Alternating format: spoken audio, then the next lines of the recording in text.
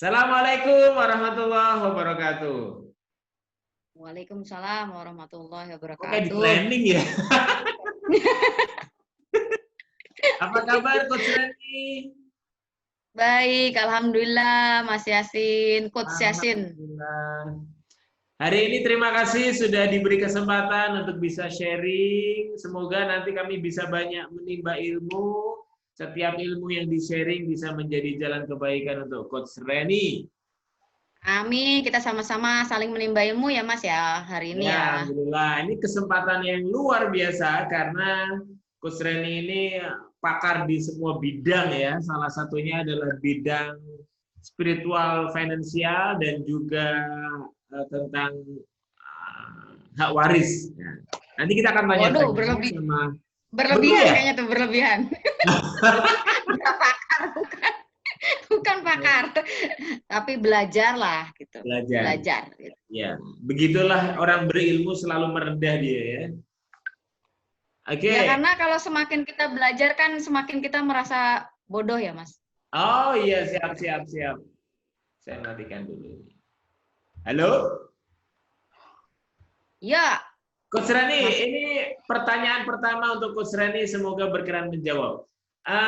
Kenapa sih milih sebagai seorang coach di bidang apa? Finansial spiritual ya?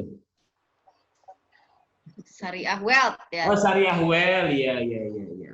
Iya, ya, Syariah Wealth. Kenapa Coach? Ya, Sharing. jadi sebenarnya sih itu waktu itu bukan pilihan saya. Saya nggak tahu gitu bahwa ada sebuah profesi namanya coach, itu nggak tahu waktu awal-awal. Jadi waktu itu hanya karena saya pernah kena cobaan kehidupan di finansial yang membuat saya terpuruk habis gitu ya, terpuruk. Terus akhirnya saya mencari kenapa kayak gini. Saya pengen belajar lebih baik lagi gitu. Akhirnya ketika saya belajar, akhirnya saya dapat ilmu, saya terapkan kan gitu di diri saya sendiri. Alhamdulillah habis itu saya ngajarin ke teman-teman yang tanya gitu. Jadi kenapa kamu kok sekarang bisa gitu. Terus kita mulai ngajar. Lama-lama jadi trainer dulu Mas Yasin. Jadi trainer dulu. Terus habis trainer di beberapa kelas, lama-lama ada yang konsultasi. Akhirnya saya berubahlah jadi trainer menjadi konsultan. Tapi lama-lama kok jadi konsultan, orang banyak menuntut bahwa kita itu harus expert kan di bidangnya gitu. Padahal saya kan bukan expert. Saya hanya orang yang belajar untuk menata kehidupan saya kembali, kemudian saya sharing ilmu kan gitu ya Mas ya. Jadi pada saat itu saya merasa ketika menjadi seorang konsultan, apalagi yang datang ke saya tuh banyak kan para pebisnis yang bisnis itu macam-macam gitu, dengan problema macam-macam. Jadi saya merasa kok saya jadi merasa lebih pintar gitu, terus kemudian harus merasa lebih tahu gitu, dan itu lama-lama nyesek di dada, sesek gitu. Jadi ini nggak saya banget gitu. Padahal saya tidak merasa bahwa saya lebih tahu dari dia gitu. Apalagi mereka berbisnis itu kan udah 15 tahun, 10 tahun. Kok jadi kayaknya malah pinteran saya gitu yang baru jadi coach itu baru 5 tahun gitu kan, istilahnya kayak gitu. Atau jadi konsultan, waktu itu masih jadi konsultan ya. Gitu. Jadi saya pikir ini nggak yang saya cari, karena jadi saya nggak bisa tidur, bahkan sampai nggak bisa tidur loh Mas, karena merasa bahwa pekerjaan ini membebani saya.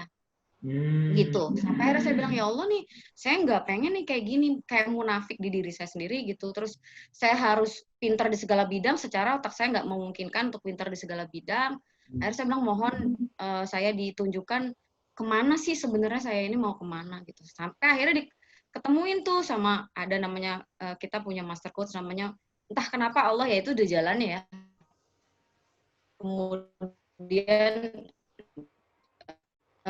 kenal dengan seorang coach namanya Coach Getty ya, itu jadi master coach kita gitu ya.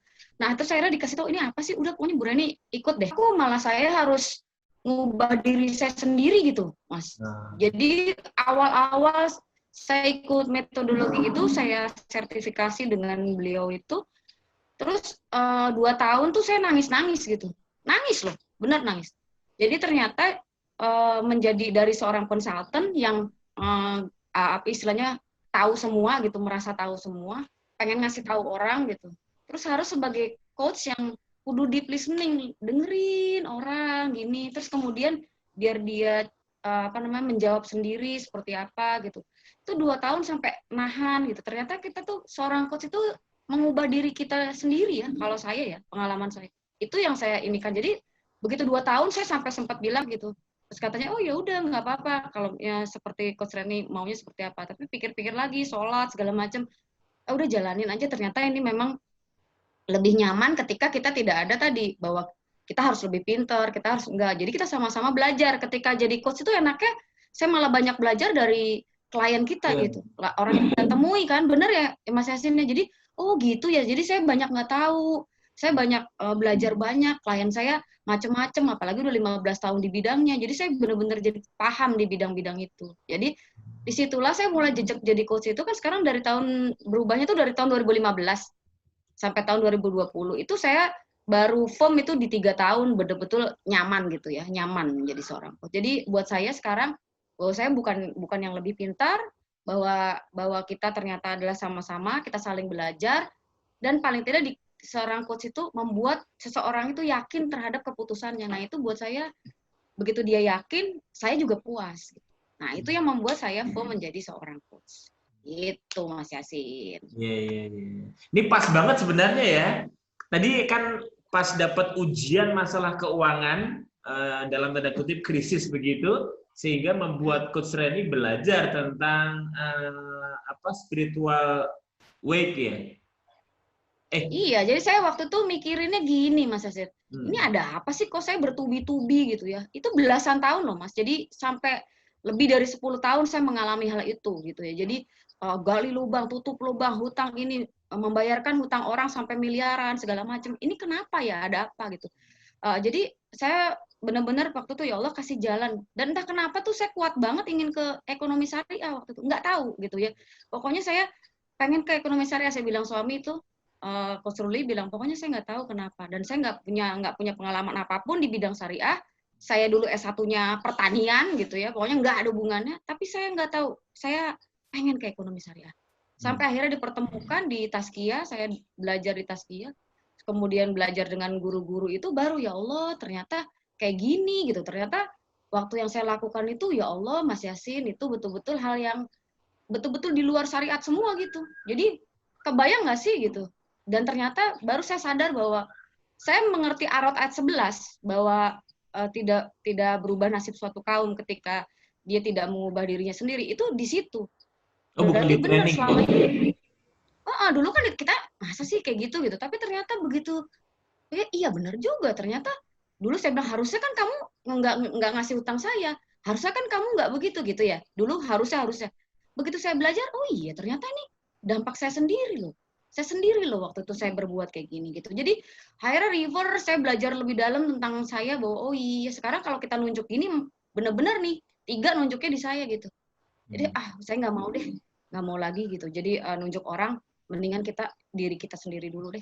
Gitu sih Mas Yasin. Jadi disitulah akhirnya saya lebih banyak menggali bagaimana hubungan saya pribadi dengan diri saya dan kepada agama saya sendiri, bahwa itu banyak banget yang salah, banyak yang kemudian berantakan waktu itu gitu ya, tidak dilakukan sesuai syariat. Akhirnya harta saya habis-habisan.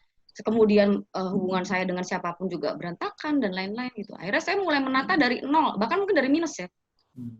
Itu nggak mudah Mas Yasin, nggak mudah gitu. Jadi waktu itu saya sempat kayak keluar dari persilatan lah gitu. Jadi kayak keluar dari semua teman-teman, bukan apa-apa. Teman-teman nanya nih kemana sih Reni, ini kemana gitu. Padahal saya muhasabah diri aja bahwa ini bisa jadi kesalahan saya sendiri. Itu sih Mas Yasin. Seperti itu perjalanannya ya, menjadi seorang syariah wealth coach. Jadi saya sekarang walaupun tidak mungkin seorang itu sempurna ya, tapi paling tidak semua kegiatan saya itu pengennya berada di titik, saya tahu kita nggak bakalan sempurna ke arah itu. Paling enggak kalau saya mati besok, paling enggak saya udah berada di situ, walaupun tidak sempurna gitu sih pikiran saya ya Mas Yasin. Gitu. Kira-kira berarti artinya ketika tadi sudah dalam tanda kutip jatuh, kemudian terpuruk, belajar di Tazkiyah, menemukan solusi tentang ekonomi wealth, kemudian syariah wealth ya. Berarti itu sebagai solusi ya bisa jadi ya dalam kehidupan kita ya. Kalau saya bukan hanya solusi ya. Jadi kayaknya sebenarnya saya baru tahu bahwa ternyata itu emang udah kewajiban yang saya selama ini mungkin nggak lakukan. Saya selama ini nggak lakukan. Itu bukan solusi, Mas. Itu sebenarnya kewajiban Realnya yang selama seperti ini apa saya nggak itu, Coach? lakukan. Sehingga saya ya harus nata ulang. Gimana? Realnya. Kenapa, Coach? Realnya seperti Kenapa? apa? Kenapa? Real. Contoh realnya itu sebagai sebuah solusi. Real apanya nih? Real apanya? Oh, contohnya Permasalahan yang gini, ada, kan itu kan sehingga syariah wealth ini menjadi solusi gitu. Mungkin bisa lebih di apa realkan ya, seperti apa begitu ya. Oke. Saya akan cerita ya. Putus-putus. Jadi saya akan cerita ada sebuah putus-putus ya? Ya. Coba sekarang udah bagus belum? Mas Asin? Sudah bagus? Kenapa itu gelap? Oke. Saya coba, masih putus-putus nggak nih? Itu suaranya Mas Andri. Oke. Saya pengen cerita. Jadi apa sih yang dari saya 2 tahun ya sekolah syariah gitu ya. Itu saya ada beberapa hal yang sangat mengena sampai sekarang tuh. Itu yang menjadi dasar kenapa saya ngambil sampai profesi ini sampai menjadi hal yang syariah wealth, dan kemudian bahkan saya bisa jadi sekarang menghold semua klien-klien yang kemudian didapat jelas-jelas dari yang tidak syar'i gitu ya, sampai seperti itu. Jadi ada dari dosen-dosen kami di sana. Dosen-dosen itu luar biasa ya, dosen-dosen kami itu di sana. Jadi sampai bilang gini, coba pikirkan, kamu tanyakan pada diri kita sendiri ya, berapa kali sih kita sholat gitu? 5 kali gitu kan kita jawab. 1 kali sholat berapa menit? 10 menit gitu kan. Sama doa-doanya, taruhlah kalau 5 kali sehari, 50 menit tambah doa-doa 10 menit jadi 1 jam. Gitu kan, begituin. Terus sehari ada 24 jam, ya kan? Yeah. Sholat aja berarti 1 jam kan? Tadi sholat cuma 1 jam tuh Mas dari 24 jam, bayangin. Nah terus kemudian taruhlah tidur sama rileks, ya kan? Tidur sama rileks kita 8 jam, bener kan? Jadi 9 jam. Jadi 9 jam tuh sholat sama rileks sama tidur. Sisanya tuh 15 jam, ngapain coba? Kan digituin. 15 jam itu kita kan aktivitas, bener nggak? Cari kerja, bisnis, profesi, dan lain-lain. Terus ditanya, itu sesuai syariat apa enggak? Gitu. Kita langsung dek gitu. Terus kalau nggak sesuai syariat kan beneran yakin 1 jam Anda bisa membuat Anda layak gitu masuk surga. Itu sampai kayak gitu. Mikir aja, 15 jam kali seumur kita, bayangin Mas, dari akil balik sampai kita mati. Kalau itu tidak related dengan kemudian itu, dan apakah itu bisa saya pertanggungjawabkan? Saya cuma 1 jam sholat, dan itu pun nggak khusyuk gitu kan. Kita kan susah khusyuk sholat kan. Apakah diterima apa? Nah disitulah saya pikir iya ya, sewaktu-waktu saya bisa mati. Kita harus berbicara mati. Kalau misalnya orang Muslim kan seperti itu, apalagi sekarang corona gitu kan, kapanpun kita bisa mati, kita nggak tahu. Nah pada saat itulah saya takut. Jadi sebenarnya saya dalam kondisi saya memilih menjadi syariah wealth itu karena ketakutan saya terhadap kehidupan. Ini mau kemana sih? Hidup ini mau kemana sih gitu. Akhirnya saya berpikir, oke, saya hidup di dunia dulu baru di akhirat, tapi saya nggak mau mengesampingkan akhirat gitu. Gimana dunia saya bisa related dengan kehidupan di akhirat saya. Dan disitulah hal yang penting ketika ternyata saya nabung salah, cara berhutang saya salah, cara berbisnis saya salah gitu. Jadi banyak banget yang salah, Mas, gitu. Dan ternyata di Indonesia sudah ada syariah itu. Jadi sudah tidak ada kondisi darurat lah untuk tidak memilih syariah. Gitu, Mas. Jadi akhirnya ya saya hijrah. Gitu. Kayak gitu, Mas, kira-kira gitunya. Kayak bank syariah berarti itu sebagai solusi juga ya? Nah, kalau buat saya, jadi memang kan banyak yang bilang, Mbak, itu kan bank syariah, lembaga-lembaga keuangan syariah, itu kan belum 100% syariah gitu. Saya entah dari mana mereka mendapatkan itu, tapi memang ya realitanya memang negara kita bukan negara Muslim. Kita kan sekarang harus reality aja bicara. Tapi kita juga harus bijaksana kan menyikapinya. Bahwa ketika regulasi tersebut masih bercampur gitu ya, tapi ulama-ulama kita itu kan sudah berusaha semaksimal mungkin untuk kemudian membawa bank tersebut menjadi solusi bagi Muslim di Indonesia, walaupun memang belum 100%. Makanya bagi yang mau mengambil lembaga-lembaga tersebut harus dalam kondisi yang betul-betul butuh gitu kan. Nah, kalau kayak buat saya pribadi, saya itu kan butuh ya, butuh bank syariah. Karena kalau enggak uang saya bisa hilang. Terus transaksi seperti apa gitu.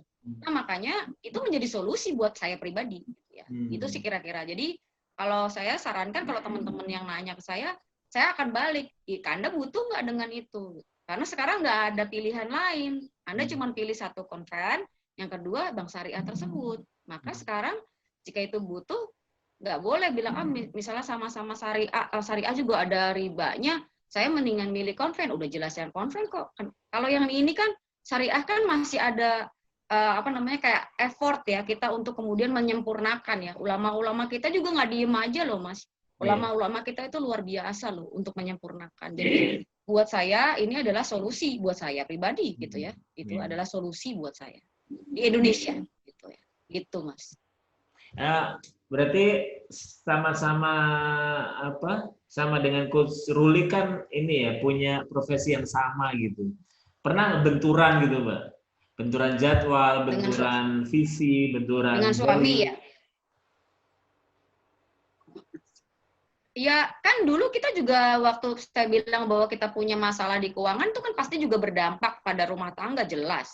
Jadi betul-betul bahwa kayak sekarang nih Mas Yasin, COVID itu menyebabkan 500% perceraian di Indonesia. Itu kan gila ya. Itu maksudnya angka yang gila. Tapi itu real. Jadi bahwa cekcok rumah tangga itu memang didasari, aku rasa itu adalah sesuatu hal yang wajar ya dialami oleh sebuah rumah tangga. Tapi habis itu kita duduk bareng lagi, ini mau kemana? Hidup kita tuh mau kemana? Gitu. Akhirnya gimana caranya? Akhirnya kemudian menyatukan frekuensi tadi. Sekarang kalau sama-sama ininya sama, visinya sama, ya ayo masih jalan. Kalau misalnya nggak sama ya kita bisa berbeda jalan gitu. Tapi akhirnya waktu itu kita memutuskan untuk sama-sama masih satu value, sehingga kita tadi mengubah semua. Jadi saya mengubah, dia mengubah dengan cara metodologi yang sama. Makanya akhirnya sama-sama kita menjadi seorang coach, karena disitulah kita mengubah diri kita masing-masing dulu. Itu dia. Jadi ada ilmunya untuk mengubah diri masing-masing dulu. Jadi disitulah kita akhirnya menjadi lebih tahu, menjadi saling dengar, gitu kan. Seperti itu yang akhirnya membuat memang lebih mudah sih. Membuat kita lebih mudah memahami satu sama lain. Walaupun ini nggak gampang ya, perlu waktu gitu ya.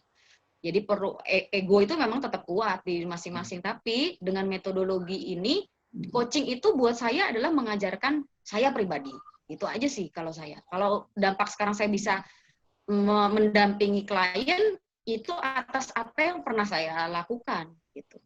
Jadi ketika saya sudah berhasil melakukan, saya minum obat, terus kemudian membuat obat itu saya sembuh, saya akan ajarkan. Kalau enggak ya saya hold dulu sampai terbukti bahwa obat itu manjur lah gitu. Kira-kira kayak gitu. Jadi memang membantu ya. Jadi kita selaras, memang sengaja kita buat selaras karena kita istilahnya purpose ulang ya. Kehidupan kita purpose ulang. Tuh. Masya Allah. Kan dua-duanya ini kan coach ya. Cara mengatur waktu, mengatur agenda biar bisa saling support tuh gimana tuh coach? Jarang kan di Indonesia ada suami istri dua-duanya. Jadi memang kita sama-sama coach. Tapi kita udah memahami masing-masing dan kita punya expertise masing-masing. Jadi kita hargai nih. Jadi kita pilih. Jadi sampai oke, saya akan mendalami bidang ini, kamu akan mendalami bidang ini gitu. Jadi di situ supaya kita bisa jadi puzzle aja sih yang saling melengkapi. Jadi nggak ini. Jadi saya punya agenda bareng berdua. Jadi kita punya Google Calendar yang sama. Jadi kalau misalnya saya punya agenda, saya akan lihat dulu nih di hari ini kira-kira akan bentrok nggak gitu. Sama, begitu juga konselor juga kayak gitu. Dia akan lihat, nggak akan bikin jadwal yang ketika saya ada di situ ada bentrok jadwal. Nah, kecuali kalau misalnya emang nggak bisa sama sekali di ini kan misalnya kayak saya misalnya ada OJK dan dia kemudian harus ada juga misalnya di Dirjen Pajak gitu, karena kan konselor juga mendampingi UKM di Dirjen Pajak Cakung ya. Saya di OJK misalnya. Nah, itu kita akan lihat, oke, kita bisa jalan sendiri-sendiri nggak? Bisa. Oke, kamu sendiri, saya sendiri, karena ekspertisnya berbeda ininya. OJK butuh saya di keuangan, pajak butuhnya di sales misalnya kayak gitu. Jadi kita nanganinnya sama-sama, klien kita juga ada di pajak, tapi kita separate bisa karena itu tidak mengganggu inian kita berdua. Klien kita beda-beda, kita punya klien beda-beda, gitu, Mas. Jadi nggak ada masalah ketika selama niat ada dan kemudian sekarang komunikasi sih sebenarnya. Intinya komunikasi, itu aja. Yes. Mantap. Tuh Mas ceritanya. Masya Allah. Ini belum masuk materi padahal ya. Oh, belum. Ini masih pemanasan ya. Pemanasan ini, Masya Allah. Mau ditanya apa lagi nih? Banyak belajar memang. Bagaimana dua-duanya kan ini sering keluar daerah, apalagi keluar Bekasi gitu. Memanage waktu bersama keluarga, anak-anak itu gimana tuh, Mbak? Oh ya, jadi kita itu memang betul-betul itu tahu tadi, kita jadwalnya tuh tahu banget gitu. Jadi tahu banget jadwalnya. Jadi kalau misalnya saya itu keluar kota, karena banyak saya memang di luar kota, karena klien saya di luar kota banyak. Jadi Coach Rul itu standby untuk anak-anak, walaupun anak-anak udah gede kan, jadinya sebenarnya tidak terlalu perlu hal yang kentil-kentil itu kan nggak perlu gitu. Tapi bagaimanapun tetap kan pengawasan tetap harus ada gitu kan. Jadi Coach Rul di rumah. Jadi standby karena kantor kita kan di rumah ya, di Saung. Kita punya kantor gitu ya di Saung, di rumah ada, di Saung ada, kita punya kantor. Jadi nggak membuat kita tuh sulit. Jadi semua itu kalau kita bilang gampang mah gampang aja sih Mas Yasin gitu. Jadi kalau kita bikin susah, jadi akhirnya jadi susah. Saya nggak pengen susah kayak dulu gitu loh. Jadi saya pikir udahlah dibuat gampang. Kita tuh nggak pernah ada hitung-hitungan. Nah enaknya tuh sekarang nggak pernah ada hitung-hitungan. Mau pagi siapa duluan yang mau masak dulu siapa duluan yang ini. Jadi kita tuh udah saling tahu, oh ini kotor langsung ini siapa. Pokoknya siapapun yang lagi bisa ini. Kita udah nggak pernah ada hitung-hitungan, ini bagian kamu jobnya, ini bagian tuh udah nggak ada, gitu. Jadi itu yang membuat kita tuh menjadi lebih santai, gitu, menjadi lebih nyaman, gitu. Jadi kita easy going itu ternyata lebih nyaman dan membuat kehidupan kita juga lebih easy going, gitu. Kita menyikapinya seperti itu sih. Gitu. Yes, luar biasa, mantap. Oke, makasih banyak nih Mbak masukan-masukan dan juga inspirasi-inspirasi yang mungkin bisa jadi pelajaran ya untuk para pelaku entrepreneur, terutama untuk para konsultan dan juga coach yang berkecimpung di dunia yang sama. Kita masuk ke materi inti ya Mbak.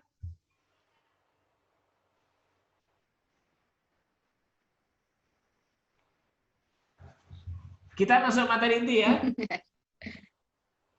Siap Mas. Nah, Mbak Reni boleh sharing nggak tentang apa sih definisi dari Syariah Wealth Coach? Oh, oke. Banyak yang bingung sih emang Syariah Wealth Coach gitu. Saya sengaja sih bikin itu sengaja biar orang bertanya, Mas. Mas Yasin. Jadi sengaja biar orang bertanya. Jadi tadinya saya mau financial coach gitu ya. Kita bilang financial. Ternyata yang saya bidangi itu nggak cuma keuangan gitu, tapi juga ada bisnis juga, ada waris juga. Jadi semuanya itu kok banyak banget ya. Ini apa ya? Ternyata begitu saya belajar di ekonomi syariah, saya ngambil prodi namanya Islamic Wealth Management. Jadi memang wealth itu artinya kekayaan, Mas, ya kan, kekayaan harta. Dan saya baru paham di situ bahwa kekayaan itu meliputi 5 hal gitu. Meliputi 5 hal. Yang selama ini saya cari-cari, oh ternyata di situ gitu ya. Jadi 5 hal itu apaan aja gitu. Jadi 1, yang pertama adalah bagaimana kita menyikapi wealth creation. Jadi bagaimana wealth creation itu artinya bagaimana sih kita mencari uangnya dari mulai bisnisnya, profesi, komisi dan lain-lain tuh gimana. Nah, itu kalau Islamik berarti harus sesuai dengan syariat Islam. Cara mencari ya, create. Jadi kita meng-create. Jadi meng-create harta itu harus sesuai syariat. Yang kedua setelah kita creation, itu ada namanya wealth accumulation. Jadi setelah kita dapat harta, kita accumulate kan. Accumulate itu artinya kan menggandakan apa yang sudah kita dapat gitu. Nah, ini juga wajib sesuai dengan syariat. Itu banyak investasi, kemudian kita menjadi investor bisnis, itu kan accumulate ya, menggandakan. Nah, kemudian yang ketiga setelah digandain, nggak cukup sampai digandain. Wealth protection. Nah, ternyata di Islam itu ada kewajiban menjaga harta, Mas. Itu kewajiban. Jadi ternyata yang kita pikir wealth creation itu nggak istilahnya nggak sesimpel itu. Jadi salah satunya misalnya kayak kita mengunci rumah, kemudian memasukkan mobil jangan di pinggir jalan, misalnya harus masuk ke area parkir, itu sebagai bentuk wealth protection. Jadi kalau seandainya Mas Yasin misalnya, terus kemudian lagi makan, terus parkir di jalanan, yang itu tidak dijaga, terus kemudian dimaling. Nah, itu yang salah bukan malingnya, Mas. Kitanya, gitu. Karena kita tidak menjaga. Hal-hal seperti itu, yang benar-benar ternyata, iya, itu urusan dia, gitu. Jadi, tapi yang salah adalah kita saat itu. Contoh misalnya, saya baru tahu ketika kita dijambret, atau enggak, kita wajib mempertahankan dulu, Mas. Wajib mempertahankan. Dan ketika kita seorang muslim mempertahankan harta, ketika lagi diambil dan kita mati, maka syahid insya Allah. Syahid. Jadi saya sampai begitu tahu detail sekali ya nih, wealth protection tuh banyak. Nah, salah satunya juga dengan akad. Ya, jadi kalau kita berbisnis tanpa akad, rata-rata duit kita hilang, berantem sama teman gitu kan. Terus kemudian tidak menganalisa bisnis, ini juga termasuk wealth protection dong. Karena kan kita harus menjaga gitu kan, agar itu dia. Itu baru 3. Ternyata ada lagi yang harus diatur. Apa lagi tuh? Yaitu wealth ya. Wealth protection itu berarti bisa jadi dengan asuransi. Tidak hanya. Nah, ini ada yang kadang-kadang suka salah persepsi bahwa yang di asuransi sendiri kan yang diproteksi bukan wealth-nya, Mas. Tapi sumber yang mendapatkan wealth gitu. Kan gitu ya. Yang diproteksi adalah orangnya. Orangnya misalnya seorang ayah yang menjadi sumber pendapatan, itu yang diprotection. Sedangkan kalau di Islam bukan wealth-nya. Nah, kalau di Islam itu juga selain itu juga adalah hartanya sendiri, harta yang berupa harta itu sendiri yang harus kita jaga. Gitu. Jadi, nah orang kan masih apakah hanya asuransi? Karena kalau dibilang proteksi kan hanya masuk ke asuransi. Betul. Ada asuransi syariah, tapi lebih kepada detailnya protection adalah harta itu sendiri jaganya kayak gimana. Gitu. Itu yang paling penting. Bahkan harta di dompet jaganya kayak gimana? Itu kewajiban, Mas. Jadi kalau misalnya sampai hilang, kemudian dipergunakan hal yang enggak, nah itu kita juga nanti akan dipertanggungjawabkan gitu di akhir. Harta dompet titipin istri, aman ya? Itu baru proteksi. Aman kalau nggak pergi ke mall. Keempat apa, Coach? Nah, keempat adalah wealth distribution. Nah, bagaimana setelah kita dapat, kemudian kita gandain, uang kita udah banyak, insya Allah rezeki kita, harta kita udah banyak. Kan kita ada cara distribusi ya. Ada kita mau menghibahkan, ada kemudian kita waris, gitu kan. Jadi salah satu bentuknya itu yang paling kuat di wealth distribution adalah waris Islam ya, faraid ya. Jadi itu adalah salah satu bentuk wealth distribution yang saya baru paham ketika saya belajar di ekonomi syariah. Ternyata banyak banget hal kesalahan yang saya pahami di waris. Iya, tentang waris. Contohnya kalau waris itu saya pikir baru ada ketika dia meninggal dunia. Maksudnya istilahnya baru kita belajar setelah seseorang itu ada bapaknya atau ibunya yang meninggal, baru kita belajar. Ternyata salah gitu kan. Bahwa kita tuh waris itu harus belajar benar-benar sejak dini gitu loh. Karena kita nggak tahu orang tua kita meninggal duluan atau kita meninggal duluan dan lainnya kita nggak pernah tahu. Jadi siapapun akan mewariskan sesuatu ketika dia meninggal dunia. Terus kemudian soal wasiat diwaris. Jadi saya juga baru tahu kalau misalnya wasiat itu yang kita bilang maksimal 1/3 itu tidak dibolehkan untuk para ahli waris. Itu saya baru tahu itu.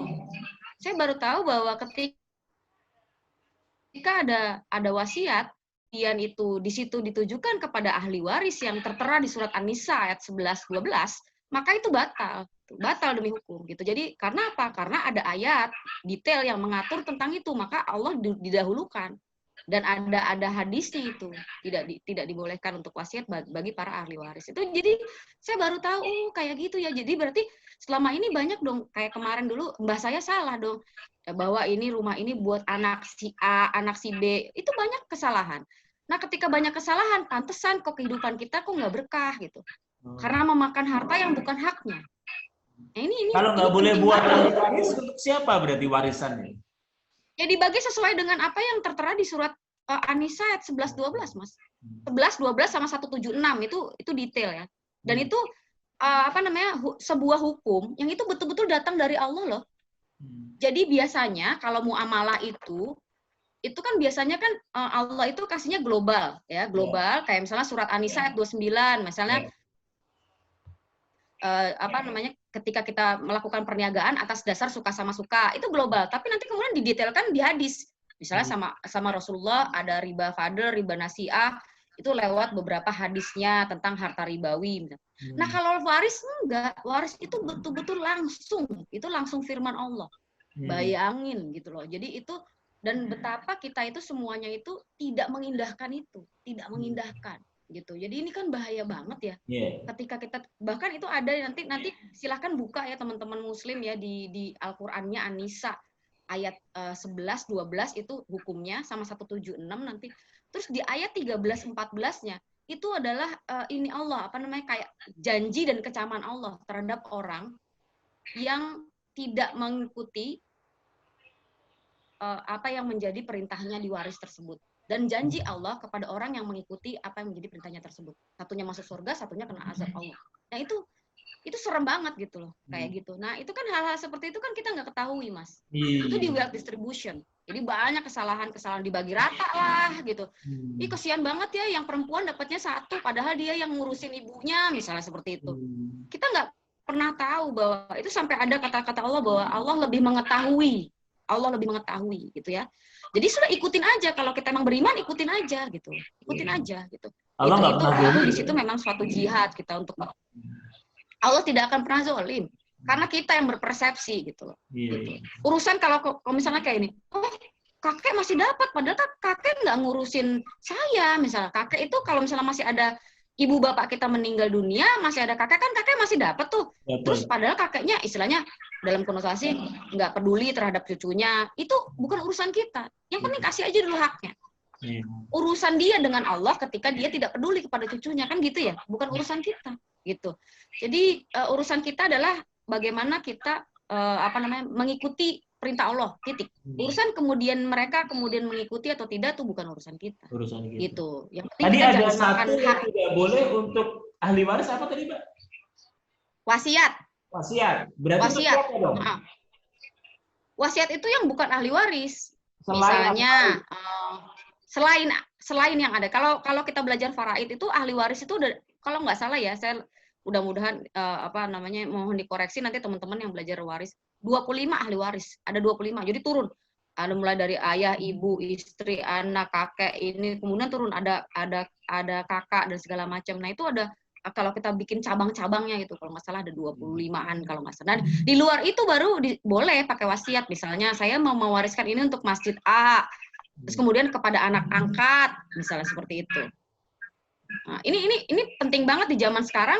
Yang saya lebih shock lagi, Mas, soal waris adalah ketika anak itu anak zina gitu. Anak yang dibuahi di luar pernikahan. Itu ya disebut anak zina. Walaupun setelah itu si pasangan ini menikah, tapi kan anak pertamanya dibuahi di luar pernikahan. Sehingga tetap disebut dengan anak zina. Itu kan tidak bernasab pada bapaknya, Mas. Dia tidak mendapat waris dari bapaknya. Kan dia dikasih wasiat. Kayak gitu. Jadi si anak ini akan ketahuan dia anak zina atau bukan ketika bapaknya meninggal dunia, kok dia dikasih wasiat. Karena ketika dia masuk anak zina kan dia tidak boleh dapat harta waris dari bapaknya ya. Dia kan nasabnya ke ibu. Seperti itu hal-hal detail yang Penting berarti saya ya, baru tahu. seorang Penting muslim banget. mengetahui tentang ilmu waris ya. Penting banget Mas. Jadi disitulah kita kayak ini diri ya, waduh, ya apalagi soal di pebisnis Mas, apalagi di pebisnis. Nah kalau pebisnis ini kan hartanya kan ada utang, ada piutang, ya nggak sih? Di sana, di kemari, di istri, di keluarga, di teman, campur, ya kan? Nah kita kadang-kadang pada saat menjalankan bisnis itu kita mikirnya tuh nggak ada mati gitu. Ya boleh kata Rasulullah kan kalau misalnya kita berpikir dunia kan kita berpikir kita 1000 tahun ya.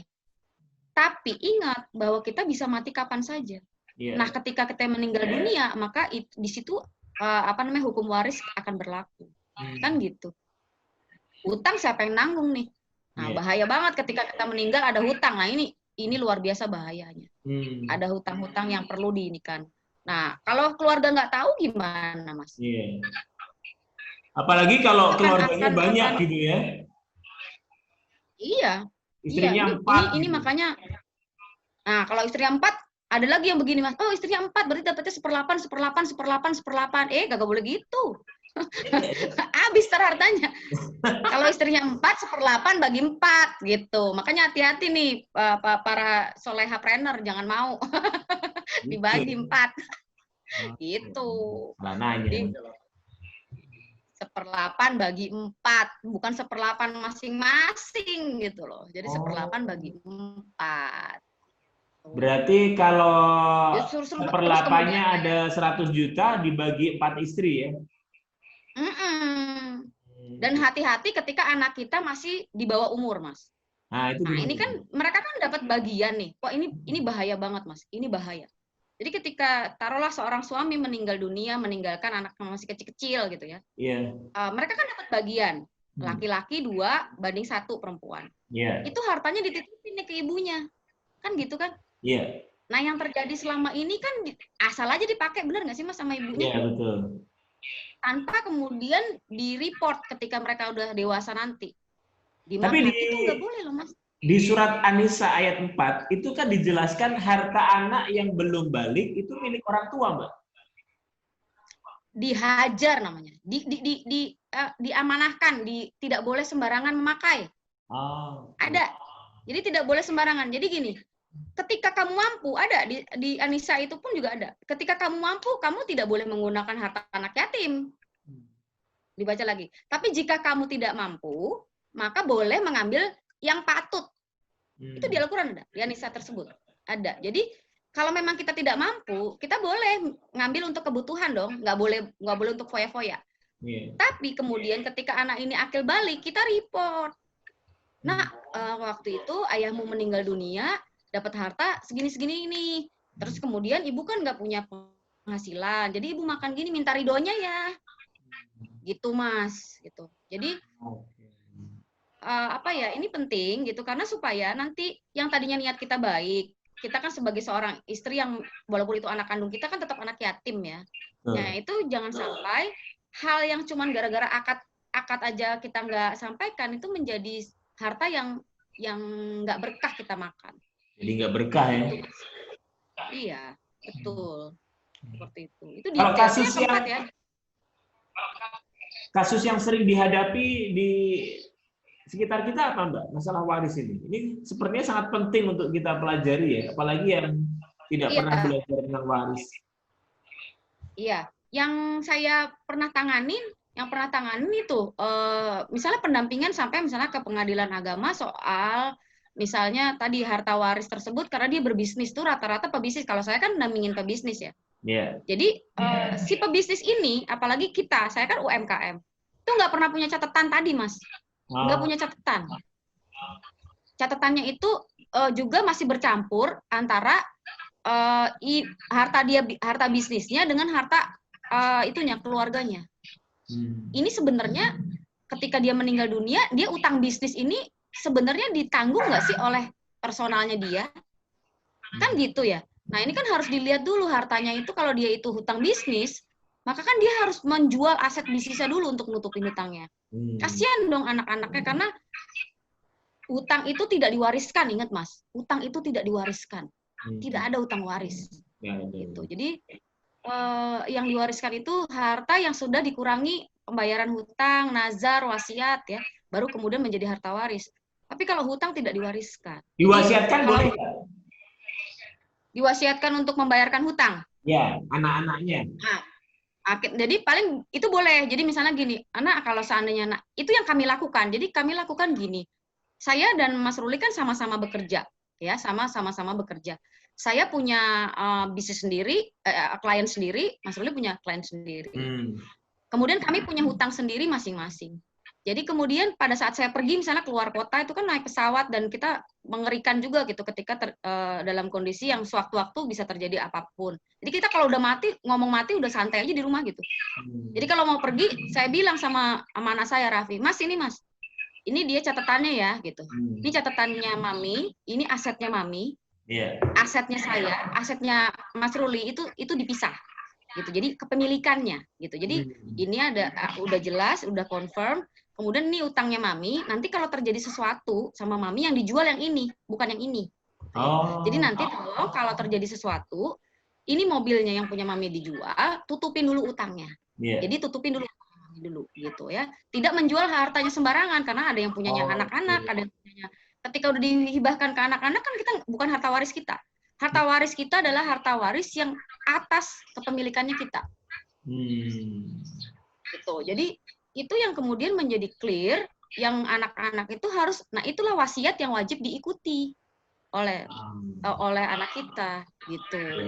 Jadi bukan pembagiannya ya, tapi bagaimana teknik cara pembagian wasiat itu yang perlu diikuti. Kalau di Indonesia sudah sesuai dengan hukum waris syariah, Mbak? Indonesia? Ya. Indonesia ini unik, Mas, kalau ngomong soal waris. Ada 3 hukum yang diakui di dalam di hukum waris Indonesia. Yang gampangnya namanya API. Hukum adat, hukum perdata, sama hukum Islam. Islam ini ada 2, kompilasi hukum Islam dan faraid yang kita biasanya pakai ulama itu gitu ya. Pakai ulama. Jadi 3-tiganya ini diakui Mas di Indonesia. Jadi misalnya nih, seorang muslim meninggal dunia,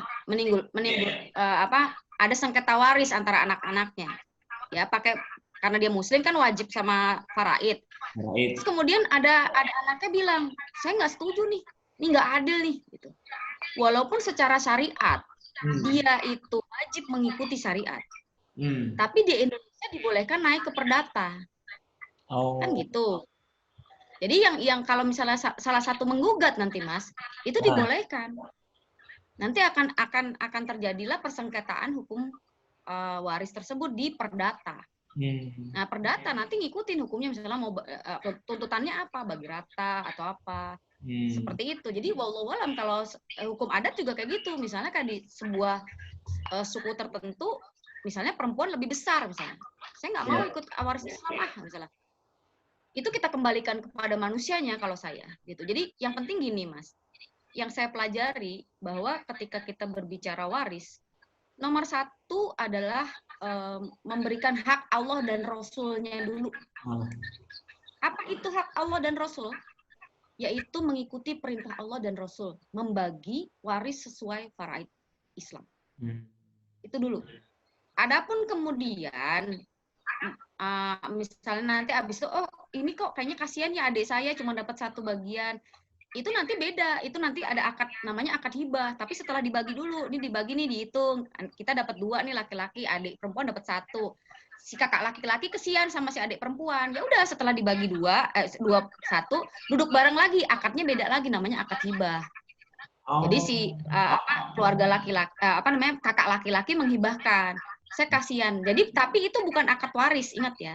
Akad warisnya adalah haknya Allah dan Rasul. Ya, 21 tadi ya. Habis itu islah namanya. Kita duduk bareng, musyawarah, kita kasih adik kita yang perempuan. Atas dasar rela. Iya, boleh. Itu yang disarankan. Makanya nggak boleh tidak melakukan faraid, tetap wajib. Itu Mas. Tapi dengan tidak ada paksaan lo ya, gitu. Tidak ada paksaan. Kayak gitu. Kalau di Indonesia ini ya berarti ya hukum waris faraid ini ada nggak yang berbeda dari hukum-hukum syariat? Hukum faraid maksudnya hukumnya Indonesia perdata. Indonesia, ya. Kalau perdata sama adat bisa jadi karena tadi ada hukum-hukum yang menyamaratakan atau misalnya di adat ada hukum yang misalnya matrilineal, patrilineal gitu.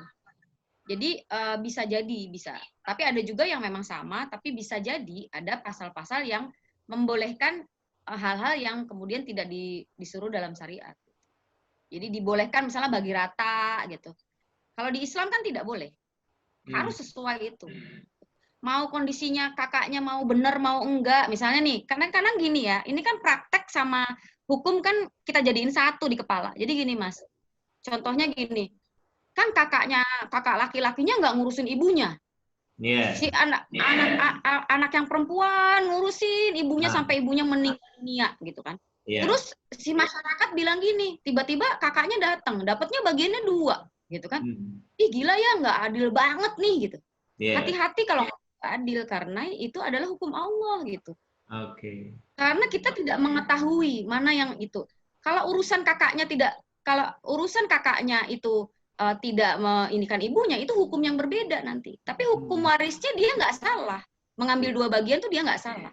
Tapi salahnya dia mungkin dia tidak care terhadap ibunya, itu bagian yang lain gitu ya. Dia terkena hukum yang lain gitu. Jadi ini wajib paham. Jadi jangan dicampurin jadi satu. Jadi kalau misalnya haknya aja. Kalau jangan mentang-mentang udah enggak banyakin yang perempuan aja.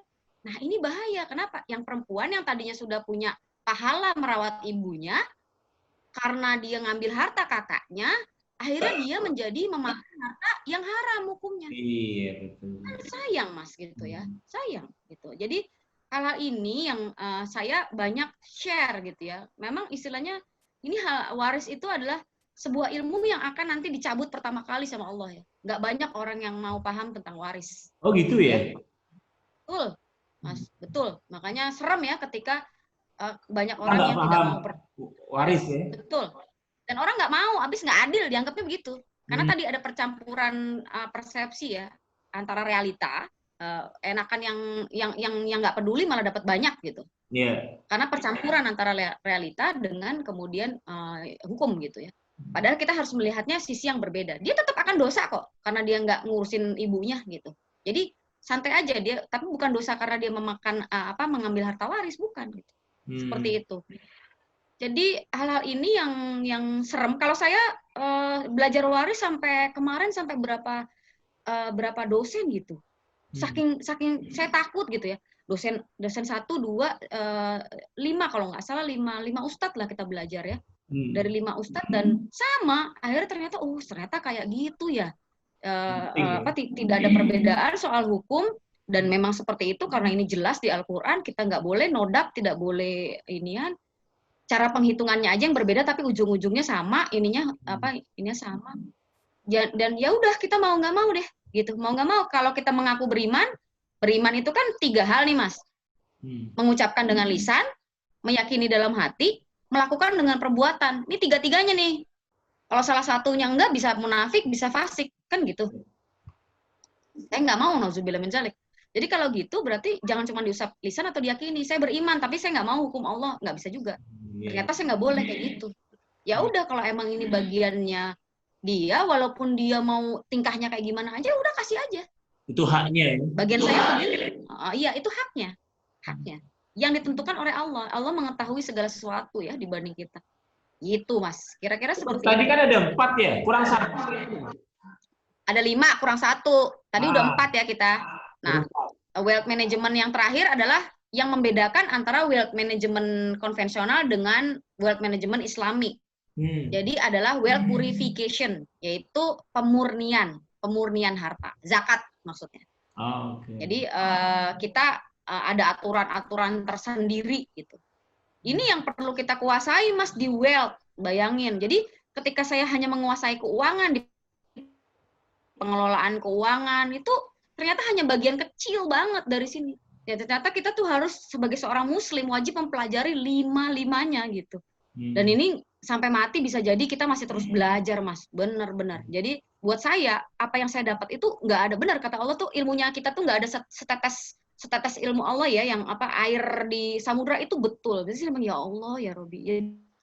Jadi semakin kita belajar, semakin kita gali bahwa gila ya, kita benar-benar nggak tahu apa-apa, makin nggak tahu apa-apa gitu. Jadi baru dari wealth doang nih Mas, belum yang lain gitu ya, belum kita belajar kayak ulama yang lain, belajar fikih, ibadah dan lain-lain. Kita baru belajar wealth aja.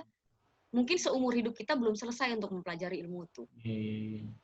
Itu, Mas. Nah, pesan Coach Reni apa untuk teman-teman UKM yang saat ini mungkin sedang belajar tentang bagaimana hak waris, kemudian pentingnya mengelola keuangan, kekayaan gitu. Ya. Boleh berbagi Coach untuk kami, teman-teman UMKM.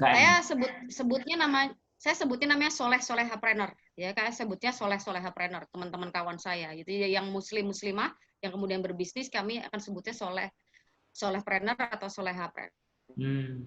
Jadi saya ingin sharing aja sih di sini, karena tidak ada yang namanya guru ya Mas ya, semua orang bisa belajar lebih dulu aja sih sebenarnya. Jadi kalau misalnya memang tadi 15 jam kita itu kita berkutat jungkir balik itu untuk dunia, terus kita kemudian memisahkan, namanya sekular ya, kalau memisahkan namanya sekular ya, kita pisahkan antara kehidupan dunia dengan akhirat, pokoknya akhirat ntar aja deh, tahajudnya aja gitu.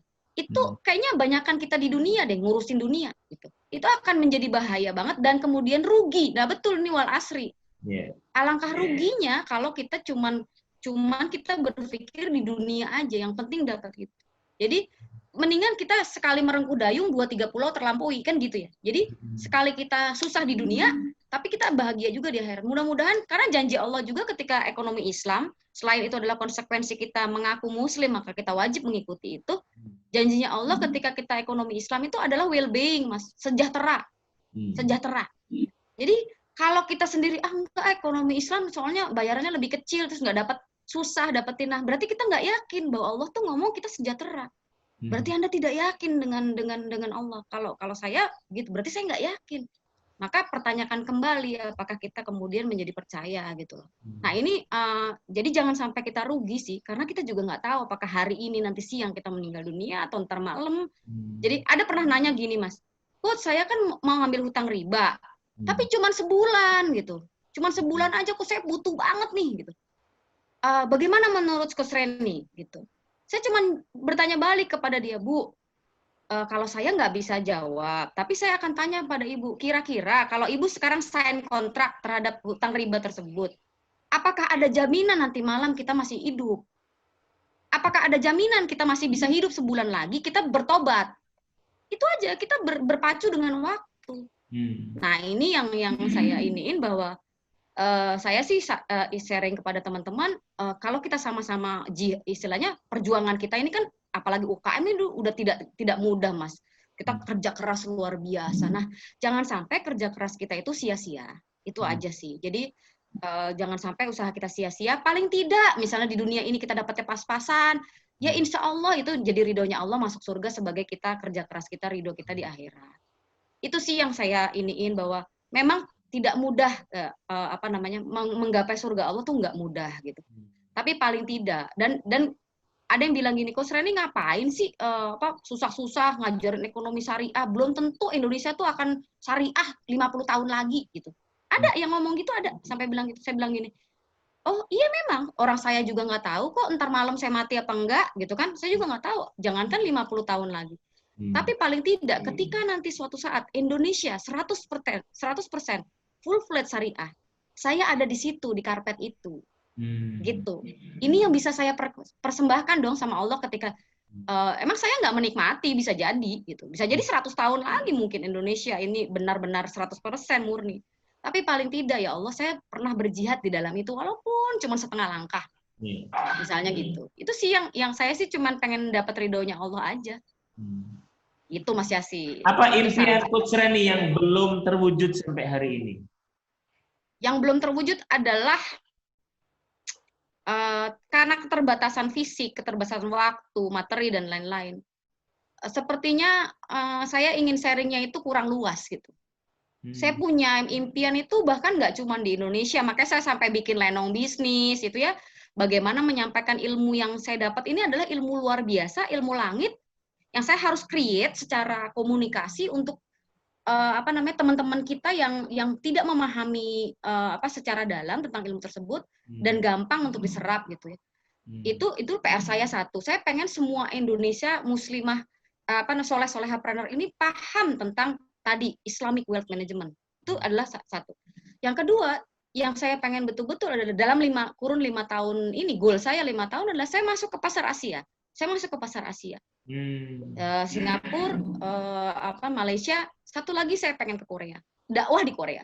Karena saya lihat luar biasa di sana perkembangan Islamnya dan keingintahuannya anak-anak muda itu luar biasa terhadap Islam. Jadi saya ingin sekalian saya jalan-jalan gitu karena saya senang drakor dan lain-lainnya, itu saya masih senang lah gitu. Saya pengen juga tidak hanya senang-senang tapi juga ada hal yang berkontribusi secara syariat lah gitu di sana. Gitu kira-kira Mas, itu tujuan saya, goal saya 5 tahun. Apa tantangan terbesar Coach sampai impian itu? Tantangan terbesar satu, value saya belum cukup. Jadi saya merasa bahwa saat ini saya masih perlu banyak lagi belajar, menggali agar saya tidak salah dalam menyampaikan. Jadi untuk kita bisa menyampaikan sesuatu itu nggak hanya ilmunya syariat doang yang kita pelajari, itu pun masih banyak misalnya. Ilmu komunikasi. Nah, ini pun juga saya perlu. Terus metodologi. Nah, metodologi penyampaian. Makanya saya sampai belajar lagi tahun ini mengambil atau membuat model. Saya pengen belajar dari profesor-profesor yang memang sudah canggih gitu ya. Insya Allah doakan saya akan belajar di UIN Syarif Hidayatullah lagi gitu untuk mengambil ilmu dari beliau-beliau gitu. Bagaimana saya membuat model ini metodologi komunikasi terhadap Islamic financial tadi, terhadap wealth management. Itu gimana caranya gitu loh. Jadi saya merasa diri saya kurang cukup gini, kalau kita mau menebar banyak tuh kita juga kan perlu wadah yang besar ya. Nah, saya merasa wadah saya belum besar untuk itu. Jadi tantangan saya makanya saya siap untuk sekolah lagi gitu. Untuk menantang diri supaya kita bisa tadi mencapai goal saya 5 tahun itu. Untuk bisa share lebih banyak lagi. Itu sih Mas Yasin. Yes. Mohon doanya. Luar biasa, Masya Allah. Ini terima kasih ini sudah berbagi, semoga ilmunya tentang faraid, waris, tentang coaching bisa memberikan dampak yang positif untuk kami dan juga teman-teman. Amin, amin. Mudah-mudahan ya Allah, jadi ridhonya Allah ya Mas ya. Amin, aktivitas amin. kita hari ini ya. Ya, terakhir. Ya. Bonus. Kan Coach Rani tadi sampaikan bahwa ini harapannya bisa menyebar ke seluruh Indonesia. Kalau undang Coach Rani itu biasanya untuk komunitas-komunitas UKM yang sedang bertumbuh itu berarti gimana? Bisa nanti kan saya ada web, dia ada webnya, bisa dihubungin. Kita punya tim. Jadi kita punya tim yang bisa mengakomodir itu semua. Insya Allah hampir setiap hari kita melakukan itu. Jadi melakukan share di berbagai komunitas. Dan enaknya nih Mas Yasin, sekarang kan pakai online. Jadi saya nggak perlu, kalau dulu tuh sebulan saya bisa jadi di rumah cuman mungkin 6 hari doang tuh udah bagus, alhamdulillah. Di kemana-mana, dan itu kan ngedrop badan kita gitu ya. Nah kalau sekarang ini sehari saya bisa berkeliling Indonesia dalam 1 hari. Nah ini enak banget gitu. Jadi pagi saya bisa berada di Cirebon gitu kan. Kemudian siang saya berada di misalnya di Sorong gitu kan. Kayak itu enak banget gitu. Jadi ini silakan aja kalau misalnya teman-teman kita mau saling sharing. Saya sebutnya benar-benar sharing ya ini karena ini pengalaman saya. Jadi boleh silahkan nanti ada undang Coach Reni ya kalau nggak salah ya namanya ya, undang Bitly ya kalau nggak salah itu undang Coach Reni, atau masuk ke web saya renikasuri.com, atau boleh DM di IG saya, boleh messenger di Facebook saya Reni Kasuri, boleh, saya banyak sosmed bisa kontak. Sok, jadi silakan. Ya, terima kasih. Semoga ilmunya jadi air pahala yang terus mengalir untuk dunia akhirat. Amin. Makasih. Ditunggu di Semarang. Semoga kita bisa silaturahmi. Ah, iya nih, aduh, doain.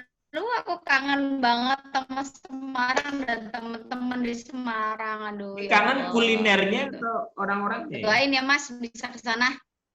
Siap. Ditunggu, kita siapkan. Iya, semuanya. Oh, semuanya. Matur suwun, Mbak. Sangat engagement. Siap. Sami-sami, matur suwun juga. Terima kasih atas Nih, kesempatannya Mas Yasin. sampaikan salam untuk keluarga. Insya Allah, Waalaikumsalam warahmatullah. Salam juga buat Mas Assalamualaikum Andre. warahmatullahi wabarakatuh. Waalaikumsalam warahmatullah. Izin pamit ya Mas.